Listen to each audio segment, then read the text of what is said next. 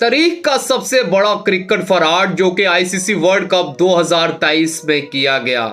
ये world cup Bharat में खेला गया, इस पर भारत ने अरबों रुपए लगाए। इस साजिश में कई मुल्कों के बोर्ड भी शामिल हैं और आईसीसी का अंपायरिंग पैनल भी शामिल है।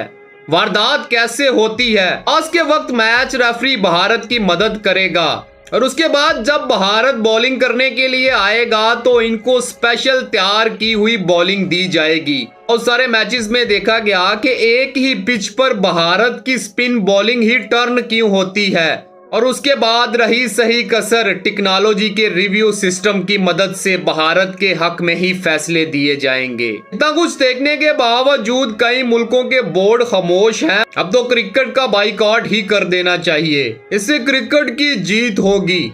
लेकिन इस वर्ल्ड कप से ये तो साबित हो गया कि ICC is equal to BCCI ही है।